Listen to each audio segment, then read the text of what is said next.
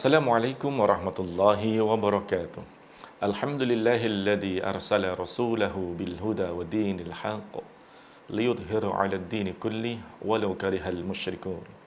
Allahumma salli wa sallim wa barik ala sayyidina Muhammad wa ala alihi wa sahbihi ajma'in, amma ba'd. Para pemirsa Al-Baja TV, sahabat Al-Quran rahimakumullah. Alhamdulillah, puji syukur kehadirat Ilahi Rabbi, pada kesempatan yang berbahagia ini kita bisa menambah keilmuan kita tentang Al-Quranul Karim. Dan pada episod kali ini kita akan membahas bagaimana cara melafalkan huruf shin sesuai dengan kaidah makhraj dan sifat huruf. Baik, akan segera kita mulai. Bismillahirrahmanirrahim. Huruf shin namanya adalah shin, cuman satu nama, yaitu ketika dieja tidak berakhiran dengan hamzah, maka dia memiliki satu nama. Salah satunya adalah huruf shin. Makhrajnya sama dengan huruf jim dan huruf ya, yaitu di tengah lidah mengenai langit-langit mulut. Jadi kalau jim itu agak ke belakang, huruf shin itu di tengah, lebih ke depan daripada huruf jim. Caranya sama seperti huruf jim untuk mengetes apakah sudah tercapai makhrajnya atau belum dengan asya. Kalau jim kemarin aja, sekarang asya. Sekarang tanpa as, langsung sya, shi, su, bash. Nah, semacam itu.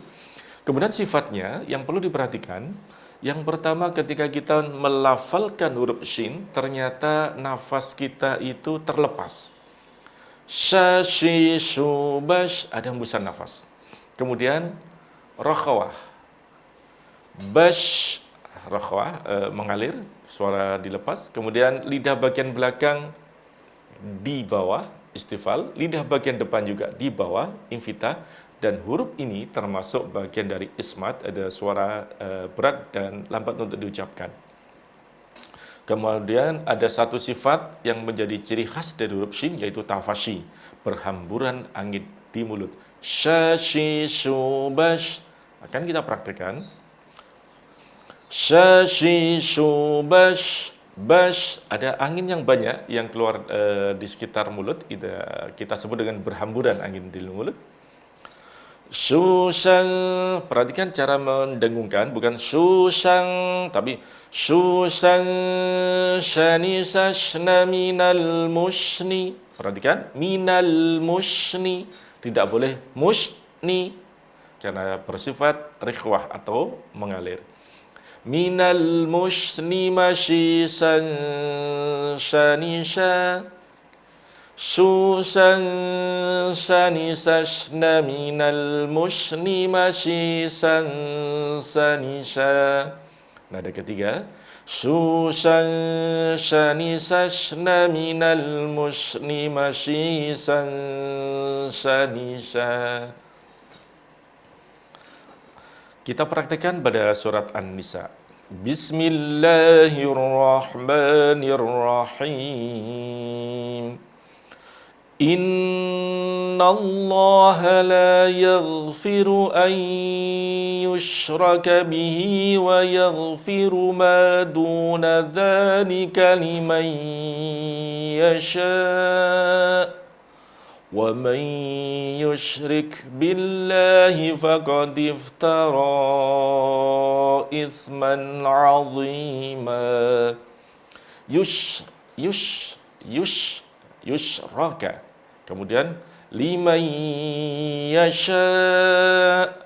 Perhatikan sifat yang tidak dimiliki oleh huruf lain dari huruf shin adalah tafashi, berhamburan angin di mulut. Kita praktikkan lagi. Shashi subash. Nah, kalau kita melafalkan huruf shin tidak perlu posisi mulut terlalu berlebihan, biasa saja, karena yang bermain di sini adalah tengah lidah, bukan di bibir. Shashi subash. Susan, dengungnya. Susan shani sashna minal mushni mashisan shanisha.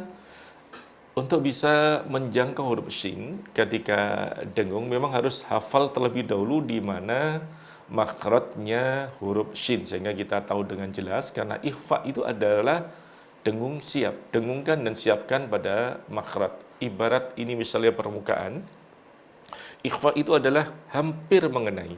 Pada waktu melafalkan sya baru mengenai. Kalau susang itu sudah kena. Kalau hampir mengenai susan shani sashna minal musni mengalir. Masyi shani sha. Baik, demikian yang perlu diperhatikan lagi dalam melafalkan huruf shin, posisi bibir jangan terlalu berlebihan. Kita praktekkan dalam ta'awud. A'udzu billahi minasy A'udzu billahi minasyaitonir rajim. A'udzu billahi minasyaitonir rajim. Demikian para sahabat Al-Quran, membaca Al-Quran adalah sebuah keterampilan. Maka siapa yang sering berlatih di situ akan semakin terampil. Karena huruf shin ini kalau kita tidak hati-hati akan kehilangan sifat yang utama dari huruf shin, yaitu berupa tafashi. Kalau untuk istifal insya Allah mudah, infitah insya Allah mudah, dan yang sering kehilangan sifat lagi yaitu ketika rikhwah.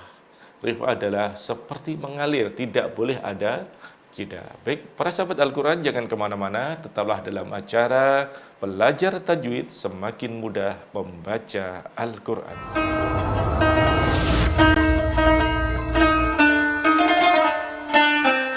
Memangnya kenapa orang Islam pakai tahun Hijriyah? Begini Riko, tahun Hijriah itu digunakan sebagai penanda terjadinya peristiwa hijrah oleh Rasulullah Shallallahu Alaihi Wasallam dan juga kaum muslimin dari kota Mekah ke kota Madinah. Memangnya kenapa sih Rasulullah dan kaum muslimin pindah?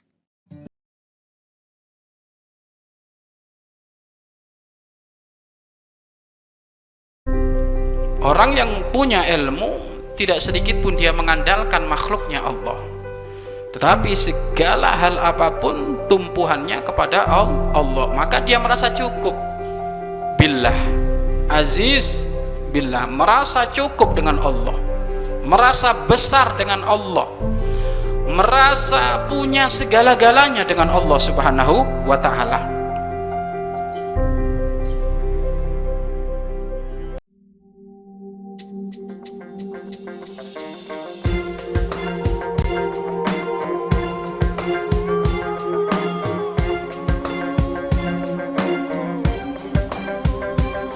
Percaya diri melangkah dengan sarung bangga, warna budaya Indonesia di sarung bangga. Mari ciptakan rasa bangga, bangga bersama sarung bangga. Bangga, bangga, bangga bersarung bangga. Bangga, bangga, bangga tradisi Indonesia. Bangga, bangga, bangga bersarung bangga, sarung bangga, sarung kebanggaan kita. Bangga bersarung mangga. Amalan-amalan soleh hanya akan menghapus dosa-dosa kecil saja, tidak akan menghapus dosa besar, karena dosa besar untuk diampuni dan dihapus oleh Allah butuh kepada yang namanya taubat dengan syarat-syaratnya. Maka pelaku dosa besar tidak akan diampuni oleh Allah dosanya sebelum dia bertobat. Tapi pelaku dosa kecil, dosa kemaksiatannya akan Allah ampuni dengan perbuatan amalan soleh yang dilakukannya. semua makan makanan yang bergizi itu adalah sumber penambah stamina terbaik. Artinya, jika seseorang sudah makan sempurna, gizi seimbang, tidak perlu lagi seseorang tersebut mengkonsumsi tambahan makanan atau mungkin suatu obat-obatan yang dipercaya menambah stamina. Dokter, tapi kenapa ya teman kami kalau minum obat penambah stamina dia lebih bugar, lebih semangat, lebih merasa kuat? Apakah ada kaitannya dokter? Sebetulnya lebih ke psikologis. Artinya banyak saudara kita yang terjebak pada sugesti jika tidak minum obat kuat, tidak minum obat penambah stamina, tidak minum vitamin, kok badannya lemah, lemes. Padahal sebetulnya makannya sudah gizi seimbang. Nah, dalam hal ini yang terjadi adalah sugesti.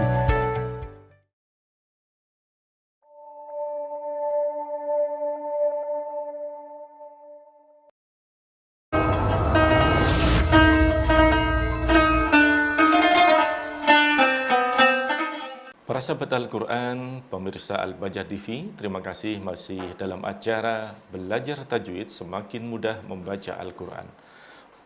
Pada kesempatan kali ini kita akan mempraktekkan bacaan kita melalui Al-Quran. Silakan dibuka Al-Qurannya.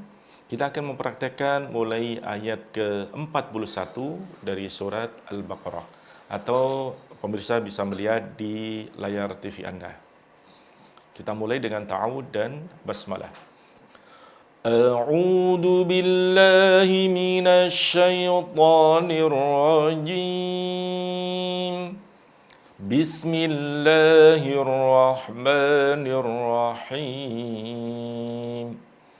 Wa aminu bima anzaltu musaddiqan lima ma'akum wa la takunu awwala kafirin bih wa la tashtaru bi ayati thamanan qalilan wa iyaya fattaqun ولا تلبسوا الحق بالباطل وتكتموا الحق وأنتم تعلمون. Baik, kita bahas. Wa aminu, dua harokat panjangnya antara a dan nu tidak boleh berbeda karena sama-sama matnya. Wa aminu bima, itu dibaca 5 harokat. Mendekati huruf zai, yaitu di ujung lidah, mendekat dan menghadap gigi seri. Bima anzaltu musa, sa, ada sifat idbaq dari huruf sad. Musaddiqan lima ma'akum, sifat tawasud atau bainiyah dari mim, ma'akum wala takunu. Ini pada waktu awwala tidak boleh itu bukan didengungkan tapi huruf tasydid. Huruf bertasydid tekanlah membacanya, disangatkan. Awwala kafirin bih. Untuk bacaan iqlab di sini, cara membacanya bukan kafirim bih, ada yang berdebat demikian, tapi kalau yang kita gunakan adalah dengan bibir tetap terkatup, tapi dengan mengurangi tekanan bibir atas dan bawah.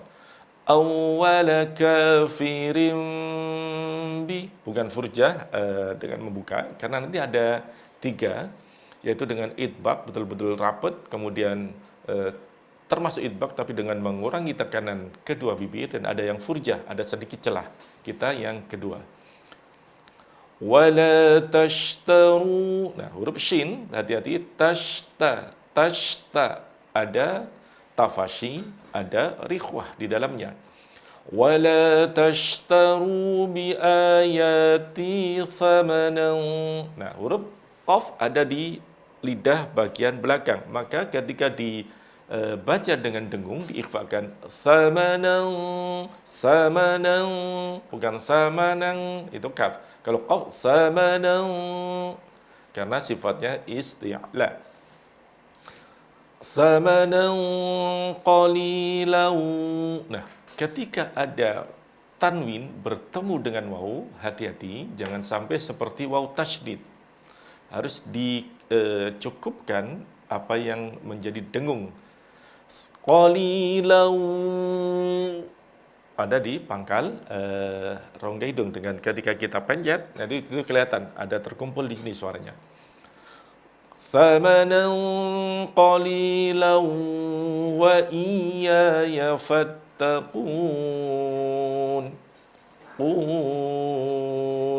Nah, huruf nun ini ada sifat gunnah, ada sifat bainiyah atau tawasud. Jadi ada ekornya sedikit, jangan terlalu berlebih. Wala talbisul wala talbisul haqqa bil batili wa taktumul haqqa wa antum ta'lamun. Wala lam ada sifat tawasud,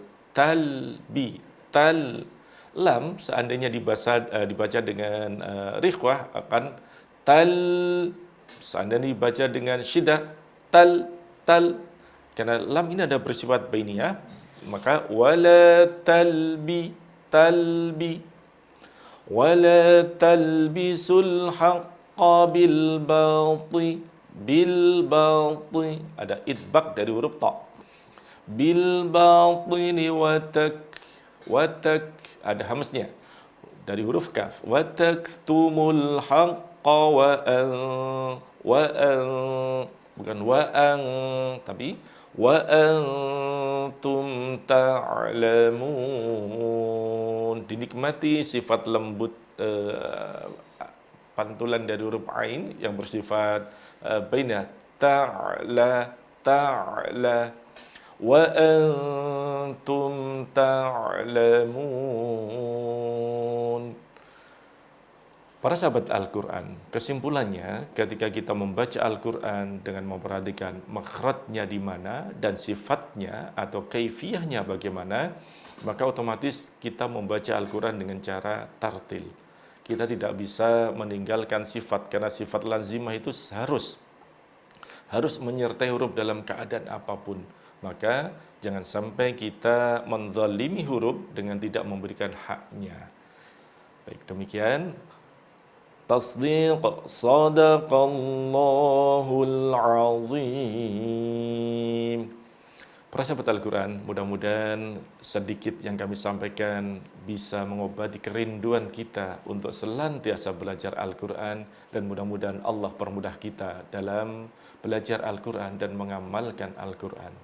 Subhanakallahumma wa bihamdik, asyhadu an la ilaha illa anta, astaghfiruka wa atubu ilaik. Kurang lebihnya mohon maaf. Al-Fakir undur diri. Wassalamualaikum warahmatullahi wabarakatuh.